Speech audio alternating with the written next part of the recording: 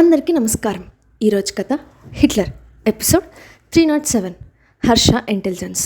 ఇక స్టోరీకి వెళ్తే అందరి వైపు కేర్లెస్గా ఒక చూపు చూసి నచ్చినట్టు చేసుకోమని చెప్పాడు హర్ష. అతని మాటలు విన్న మాన్విత షాక్ అయిపోయింది.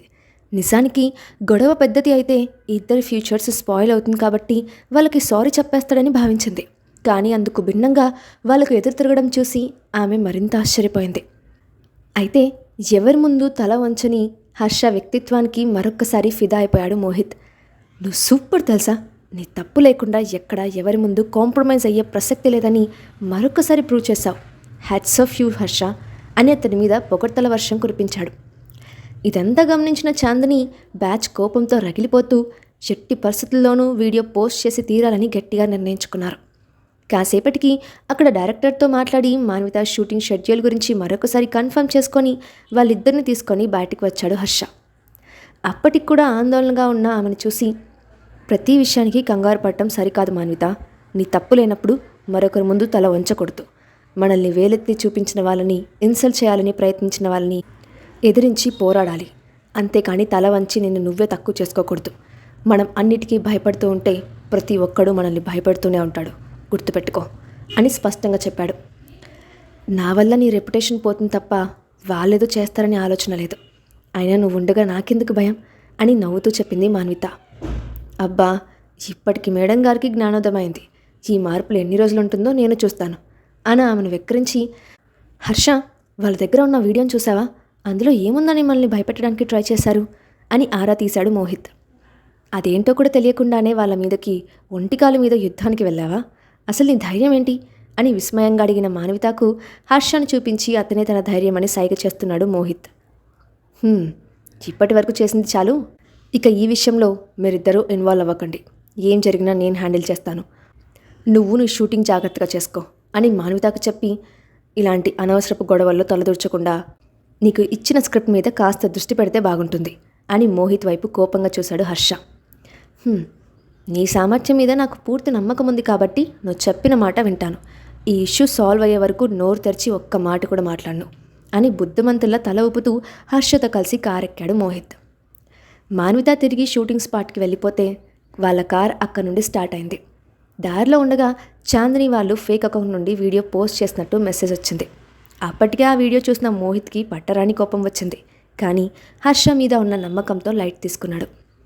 ఆఫీస్కి వెళ్ళిన తర్వాత ల్యాప్టాప్ ఓపెన్ చేసి వీడియోస్తో పాటు కామెంట్స్ని కూడా చెక్ చేశాడు హర్ష. ఈ వీడియోలో కేవలం మోహిత్ చేసిన గొడవ మాత్రమే హైలైట్ అవ్వడంతో నెటిజన్స్ అందరూ అతని మీద దుమ్మెత్తిపోశారు. అతను ఒక పెద్ద యాక్టర్ అన్న అహంకారంతో సపోర్టింగ్ ఆర్టిస్ట్పై అరవడం ఏమాత్రం సరికాదని, దీనంతటికీ అతని పేరెంట్స్ పెంపకం కారణమని కొందరు దూషించారు. అసలు టాప్ లీడ్ యోగితని కాదని అంత పెద్ద సినిమాలో అవకాశం మాన్వితకి ఇవ్వటం పట్ల మరికొందరు నెటిజన్లు తీవ్రమైన వ్యతిరేకత వ్యక్తం చేశారు. పనిలో పనిగా ఆమెను సినిమాను బహిష్కరించాలని పిలుపునిచ్చారు. అవన్నీ చదువుతున్న హర్ష కళ్ళు కోపంతో ఎరుపెక్కాయి. ఈ కామెంట్స్కి అడ్డుకట్ట వేయడానికి చేయవలసిన పని గురించి ఆలోచిస్తున్న అతనికి సందీప్ నుండి కాల్ వస్తుంది. మరుసటి రోజు మెయిన్ బ్రాంచ్లో జరగబోయే మీటింగ్కి అటెండ్ అయి ఇంటర్నెట్లో పోస్ట్ అయిన వీడియో గురించి వివరణ ఇవ్వమని గట్టిగా చెప్పి కాల్ కట్ చేశాడు సందీప్. అతని ప్రవర్తనకి కారణం సులువుగా అర్థమైన హర్ష తనలో తానే నవ్వుకొని మీటింగ్లో మాట్లాడవలసిన విషయం గురించి ఒక నిర్ణయానికి వచ్చాడు. ఎంటర్టైన్మెంట్ సర్కిల్లో మనుషుల గురించి అతనికి బాగా తెలుసు.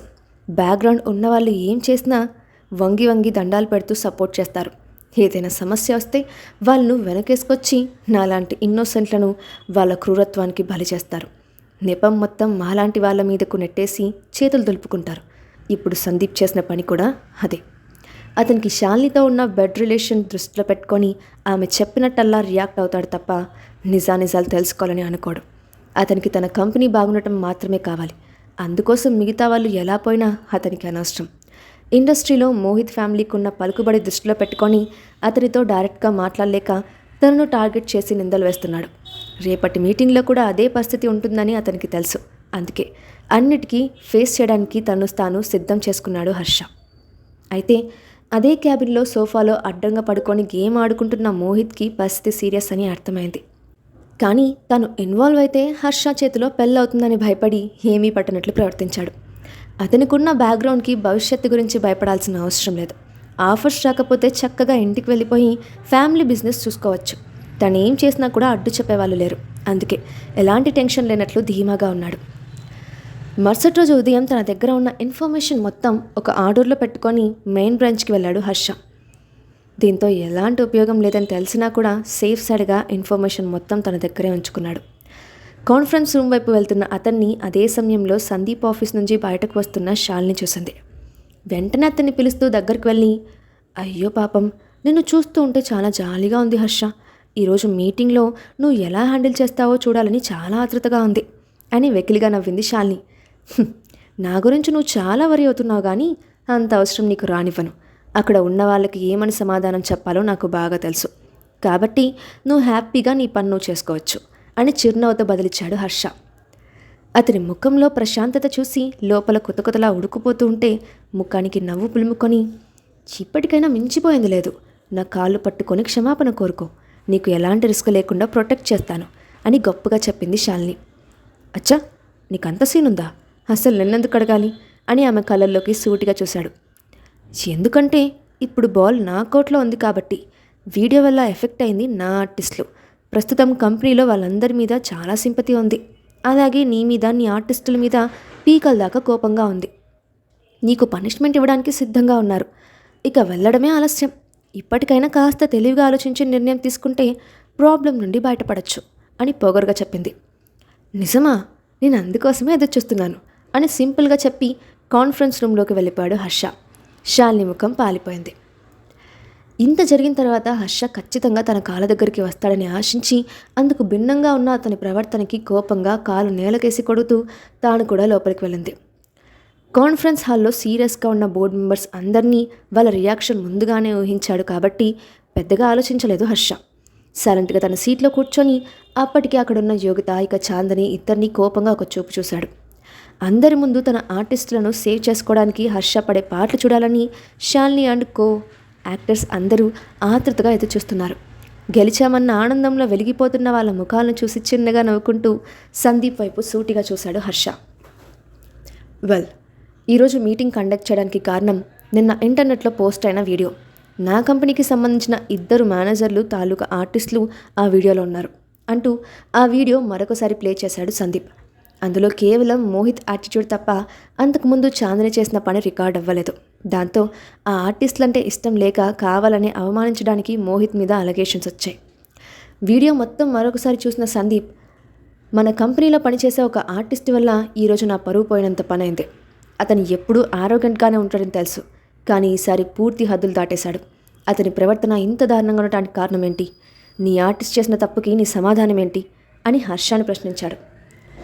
అతనికంటే ముందు ఆ ప్రశ్నకి శాలిని రియాక్ట్ అవుతూ, అసలు మోహిత్ అంత రూడ్గా మారిపోవడానికి కారణం అతనైనప్పుడు సమాధానం ఏమని చెప్తాడు?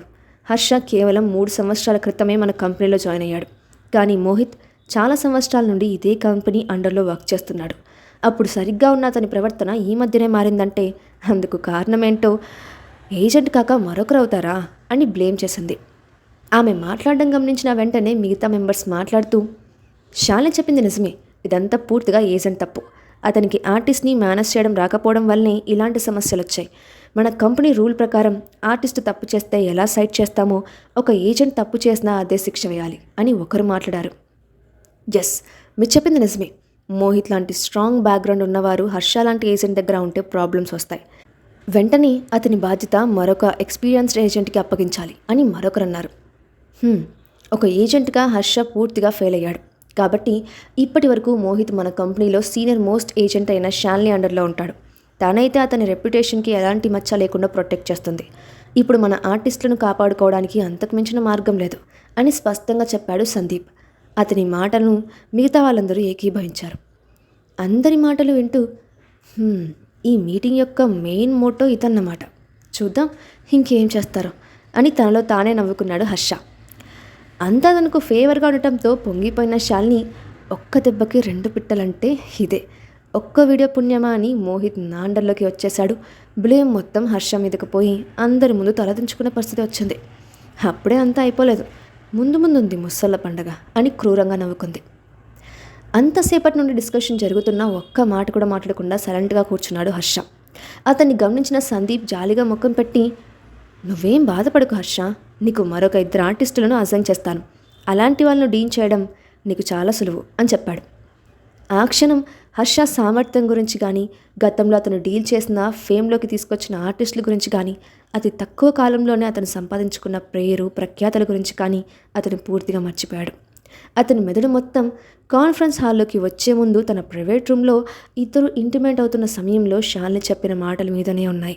ఆమె చెప్పిన పని చేస్తే అతని కనీ విని ఎరుగని రీతిలో సుఖపెడతానని ఆమె ఆశ పెట్టడంతో స్వతహాగా వీక్ మైండ్ ఉన్న అతను ఆ మాటలకి లొంగిపోయాడు. దాని ఫలితంగానే హర్ష అందరి ముందు దోషిగా నిలబడ్డాడు. కనీసం అతని వివరణ కూడా అడగకుండా నేరుగా తన అభిప్రాయాలను అతని మీద రుద్దడం మొదలుపెట్టాడు సందీప్. ఆ విషయం గురించి మీరు బాధపడాల్సిన అవసరం లేదు సందీప్ గారు. ఎలాగో తొందరలో మాన్వితాను కూడా మూవీ నుండి తొలగిస్తారు కాబట్టి ఆమె కోసం అవకాశాలు వెతకడానికి హర్ష జీవితం గడిచిపోతుంది. ఇక కొత్త ఆర్టిస్టులతో పనేముంది? ఇప్పటికే ఆ అమ్మాయిలకి షూటింగ్ క్రూలో ఎలాంటి విలువ లేదు. ఇప్పుడు ఏకంగా కాంట్రవర్సీలో పడింది. ఇక ఆ అమ్మాయి ఫ్యూచర్ ఆ దేవుడే కాపాడాలి అని వ్యంగ్యంగా మాట్లాడింది శాలిని. ఇండస్ట్రీలో తను లేకపోతే మాన్విత పరిస్థితి ఎలా మారుతుందో తెలిసిన హర్ష ఆమె గురించి ముందుగానే ఆలోచించాడు. అప్పటి వరకు సిమ్రాన్ నుండి అఫీషియల్గా ఎలాంటి కాల్ రాలేదు కాబట్టి భయపడాల్సిన అవసరం లేదని అనుకున్నాడు. పైపెచ్చు ఆడిషన్ రోజు ఆమె విరాట్తో ప్రవర్తించిన విధానం బట్టి అతని నిర్ణయం లేకుండా ఏమీ జరగదని ఒక నిర్ణయానికి వచ్చాడు. దాంతో ఆమె ఫ్యూచర్కి వచ్చిన నష్టం ఏమీ లేదని రిలాక్స్ అయ్యాడు. కాసేపటి నిశ్శబ్దం తర్వాత, మిస్టర్ సందీప్, మీ డిసిషన్ ఫైనలా? అందులో ఎలాంటి మార్పు లేదు కదా అని కన్ఫర్మ్ చేసుకోవడం కోసం అడిగాడు హర్ష. ఎలాంటి చేంజ్ లేదు. నీకు 3 రోజులు టైం ఇస్తున్నాను. మోహిత్ను కన్విన్స్ చేసి ఒప్పించాలి అని స్పష్టంగా చెప్పాడు సందీప్. మీటింగ్ ముగిసిన తర్వాత వాష్రూమ్ వైపు వెళ్ళిన హర్షకు అడ్డు వచ్చింది శాలిని. ఆమెను విసుగ్గా చూసి ఏదో మాట్లాడబోయిన హర్ష అటుగా వస్తున్న సందీప్ని చూసి సైలెంట్ అయిపోయాడు. ఏమైంది సార్? అందరి దగ్గర మీ హీరోయిజం చూపిస్తారు కదా, ఇప్పుడెందుకు మౌనంగా ఉన్నారు? నా కెపాసిటీ చూసి భయపడ్డారా అని వెటకారంగా అడిగింది. ఇందుకీ నా దారికి ఎందుకు అడ్డుపడ్డావో చెప్పు అని అడిగిన హర్షను పిచ్చి వాళ్ళ చూస్తూ, ఇప్పటికి కూడా ఇదంతా ఎందుకు చేశానో నీకు అర్థం కాలేదా? నువ్వంటే నాకు పిచ్చి. నిన్ను నా దారిలోకి తెచ్చుకోవడం కోసం నేను వేసిన స్కెచ్ ఇదే. ఇప్పటికైనా అర్థం చేసుకుని నా దగ్గరికి రా, మళ్ళీ అంతా నార్మల్ అయిపోతుంది. లేదంటే ఈ ప్రాబ్లం ఇంకా తీవ్రంగా మారిపోతుంది. అప్పుడు చేయడానికి ఏమీ ఉండదు అని తన అసలు ఉద్దేశం చెప్పింది శాలిని. నిజమా? నేనంటే నీకు అంత ఇష్టమా? ఇప్పుడు సందీప్ను వదిలేసి నాతో సహజీవనం చేస్తావా అని కాస్త దూరంలో అతని వైపు ఓరగా చూస్తూ అడిగాడు. మరి నాతో రావడానికి నువ్వు సిద్ధమేనా అని అతని మీద వాలిపోతూ అడిగిన ఆమెకు, నీతో రావడానికి నాకు అబ్జెక్షన్ లేదు, కానీ సందీప్ డౌన్ అయ్యే పని నేను ఎప్పటికీ చేయను. అతను మోసం చేయడం నాకు ఇష్టం లేదు, కాబట్టి నీ ఉద్దేశం మార్చుకుంటే మంచిది అని యాక్టింగ్లో జీవించాడు హర్ష. ఇప్పుడు శాలిని రియాక్షన్ ఏంటి? సందీప్కి ఆమె గురించిన నిజం తెలిసిందని ఎప్పటికీ తెలుసుకుంటుంది? అతని చేతిలో ఆమె పరిస్థితి ఏంటి? నెక్స్ట్ పార్ట్లో చూద్దాం. ఈ స్టోరీ అప్డేట్ ఎలా ఉందో కింద కామెంట్ బాక్స్లో మీ ఒపీనియన్ని షేర్ చేయండి. అలాగే ఇలాంటి మరిన్ని స్టోరీస్ కోసం మా ఛానల్ని తప్పకుండా సబ్స్క్రైబ్ చేసి పెట్టుకోండి. Thanks for watching.